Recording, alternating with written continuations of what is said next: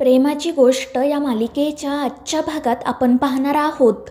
आदित्यचं session झाल्यानंतर माधवी त्या सेशनबद्दल मुक्ताला कळवायचं ठरवते, पण त्याच वेळी मुक्ता स्वतः घरी येते।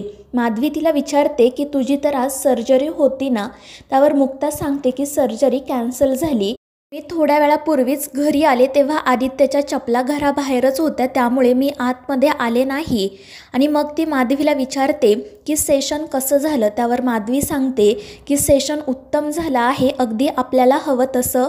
त्याने ते फोटो बघितले आणि फोटो बघितल्यानंतर त्या बाळाचे डोळे नकळतपणे भरून आले आणि त्यानंतर तू रेकॉर्ड केलेली गोष्टसुद्धा मी त्याला ऐकवली आणि तुझी गोष्ट ऐकून तो रडू लागला। त्यावर मुक्ता म्हणते की ती माझी नाही तर सागरची गोष्ट आहे आणि सागरचं प्रेम त्याच्यापर्यंत पोहोचवण्यासाठीच मी हे सगळं काही करत आहे।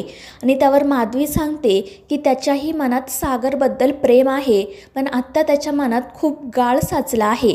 त्यावर मुक्ता म्हणते अगदी खरं आहे, त्या सावनीने आणि हर्षवर्धनने त्याच्या मनात सागरविषयी तिरस्कार निर्माण केलाय आणि तुझ्या या सेशनच्या माध्यमातून मला आदित्यला दाखवायचंय की सागरचं त्याच्यावर किती प्रेम आहे ते।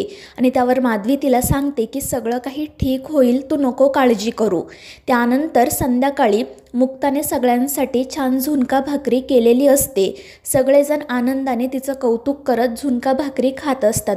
सगळ्यांना झुणका भाकरी खूप आवडलेली असते। इंद्रा मात्र तोंड पाडूनच तिच्या ताटाकडे बघत असते आणि मग त्यानंतर ती पुन्हा एकदा तिचं ताट बाजूला करत म्हणते की मला हे असं काही खायचं नाहीये। त्यामुळे सगळ्यांनाच आश्चर्य वाटतं।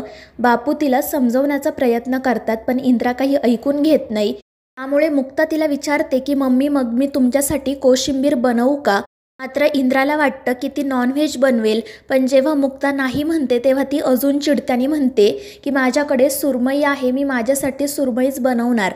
आणि मग ती बापूंना सुद्धा विचारते की तुमच्यासाठी बनवू का? त्यावर बापू सांगतात नाही, माझं झुणका भाकरीमध्ये भागलं आहे। तर सागरही म्हणतो की नाही, मला सुद्धा झुणका भाकरी खूप आवडली आहे। तर सई म्हणते आणि मला तर मासे आवडतच नाही। आणि त्या तिघांचा नकार ऐकून इंद्रा अजून चिडते।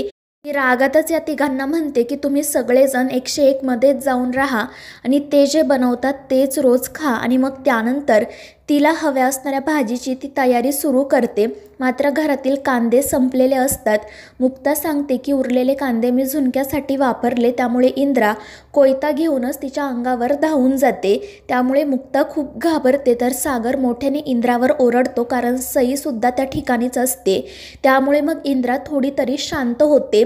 तर मुक्ता म्हणत असते की मम्मी, तुम्ही काळजी करू नका, मी लगेच कांदे घेऊन येते। सागर बापू तिला थांबवण्याचा प्रयत्न करतात, पण ती लगेच घराबाहेर पडते। तरी इंद्रा बापूंना आणि सागरला म्हणत असते की तुम्ही सतत तिची बाजू घेता, माझा या घरात कोणीही राहिलेलं नाही। त्यानंतर मुक्ता कांदे घेऊन सोसायटीमध्ये येत असते आणि त्यावेळी तिला लकी दिसतो। लकी त्याच्या मित्रासोबत फोनवर बोलत असतो आणि त्याला मोठ्या रुबाबात सांगत असतो की मला काम वगैरे करायची काही गरज नाही, कारण माझ्या दादूसकडे भरपूर पैसा आहे, मला हवा तेवढा पैसा तो देतो, त्यामुळे मला काही टेन्शन नाही। आणि त्याचं हे सगळं बोलणं मुक्ता ऐकत असते। लकी फोनवर बोलत बोलत लिफ्टपर्यंत जातो, पण आपल्या मागे मुक्ता आहे हे त्याला कळत नाही आणि लिफ्टमध्ये गेल्यानंतर तो मुक्ताला बघतो आणि तो घाबरतो। मात्र मुक्ता त्याला एकही शब्द बोलत नाही। त्यानंतर ते दोघेही घरी जातात। इंद्रा लकीला म्हणत असते की चल, मी तुला जेवण वाढते। तर बापू सुद्धा म्हणतात की हो लकी, बस, सुनबाईने आज भारी झुणका भाकरी बनवली आहे। मात्र लकी त्यांना सांगतो की मी बाहेरूनच बिर्याणी खाऊन आलो आहे। आणि त्यावेळी सागर म्हणतो की रोज रोज का बाहेर खातोयस तू, कधीतरी घरीसुद्धा जेवण करत जा। आणि त्यावर लकी रागातच हो म्हणतो। आणि मग त्यानंतर सागर त्याला विचारतो की आता पार्टी वगैरे सगळं बंद कर आणि कामाचं काहीतरी बघ, काय ठरवलं आहेस तू? मात्र त्यावर लकी काही उत्तर देत नाही। तर मुक्ता म्हणते लकी, मला असं वाटतं की तू यांचं ऑफिस जॉईन करावं। मात्र ते ऐकून लकी आणि इंद्रा रागातच तिच्याकडे बघतात। तर सागर म्हणतो की ही चांगली आयडिया आहे, म्हणजे मला सुद्धा कामात मदत होईल। मात्र लकी म्हणतो की दादूस, मी आत्ताच एवढा अभ्यास केला आहे, MBA पास आऊट झालो आहे, मला थोडा तरी ब्रेक घेऊ दे ना, आणि तसंही मला ऑफिसचं काम काही येत नाही। त्यावर सागर म्हणतो अरे मिहीर आहे ना, तो शिकवेल तुला सगळं। पण लकी म्हणतो की दादूस, मला थोडा तरी ब्रेक घेऊ दे। काही दिवसांनंतर मी करेल ऑफिस जॉईन आणि मग तो मुक्ताला मुद्दाम विचारतो की वहिनी तुला राग तर आला नाही ना. आणि त्यामुळे इंद्रा म्हणते की तिला कशाला राग येईल आणि तू तिला का हे सगळं विचारतोय. आणि ती मुक्ताला सुद्धा सांगते की तू या प्रश्नांमध्ये अजिबात पडायचं नाही. आणि त्यामुळे मुक्ता, सागर, बापू या तिघांनाही वाईट वाटते. त्यानंतर दुसऱ्या दिवशी सकाळी सागर त्याची महत्त्वाची फाईल शोधत असतो पण त्याला ती काही सापडत नाही. त्याचवेळी मुक्ता त्याच्यासाठी चहा घेऊन येते. सागर तिला चहा टेबलवर ठेवायला सांगतो आणि पुन्हा फाईल शोधायला सुरुवात करतो. त्याची गडबड बघून मुक्ता विचारते काय झालं. सागर तिला सांगतो की एका फिशरीजची फाईल सापडत नाहीये. आणि मग मुक्ताला बेडखाली पडलेली एक फाईल दिसते. ती विचारते ही का.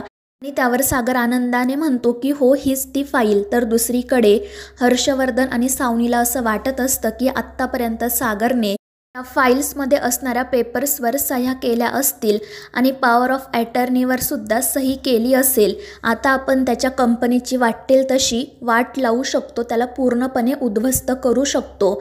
आणि हा विचार करूनच ते दोघेही जण खूप खुश होत असतात. तर दुसरीकडे सागर त्या फाईलवर असणाऱ्या डॉक्युमेंट्सवर सही करायला सुरुवात करतो. आणि त्याचवेळी मुक्ताचं लक्ष चहाकडे जातं. सागरने अजूनही चहा घेतलेला नाही हे बघून ती त्याच्या जवळ जात म्हणते की सागर आधी चहा घ्या नाही तर थंड होईल. पण तितक्यात सागरचा धक्का त्या चहाच्या कपाला लागतो आणि तो चहा त्या फाईलवर आणि त्यात असणाऱ्या डॉक्युमेंट्सवर सांडतो. सगळी फाईल खराब होते ते बघून मुक्ता खूप घाबरते.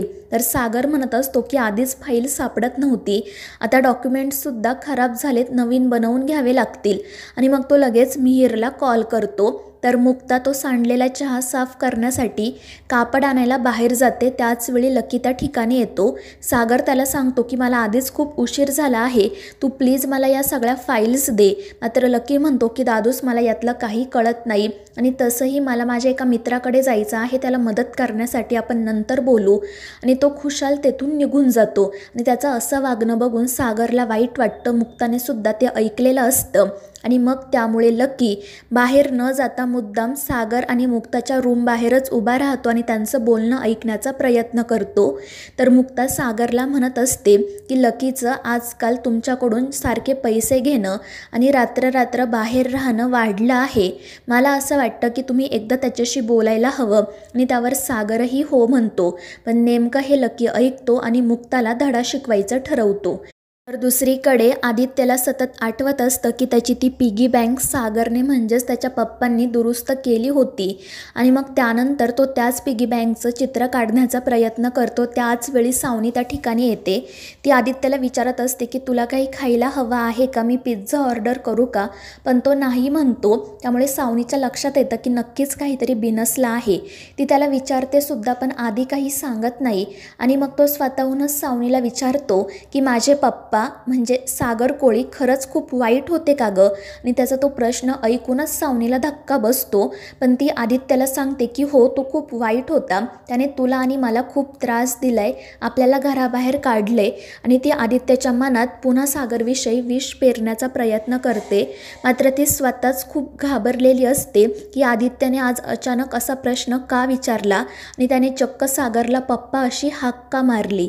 तर दुसरीकडे इंद्रा बघते की मुक्ताने आज भोपळ्याची भाजी केली आहे, त्यामुळे ती तिच्यावर खूप चिडते. त्याच वेळी लकी त्या ठिकाणी येतो आणि तो मुद्दाम इंद्रासमोर नाटक करत म्हणतो की वहिनीला माझा काय प्रॉब्लेम आहे काय माहीत, ती सतत दादूसचे माझ्या विरोधात कान भरते, मला सारखी सांगते की कामावर जा, मी काय तुमच्यावर एवढं ओझं आहे का. आणि त्यावेळी इंद्रासुद्धा लकीचीच बाजू घेत म्हणते की तू काळजी करू नको, तुला जे काही करायचं आहे ते कर, मी बघते तिच्याकडे.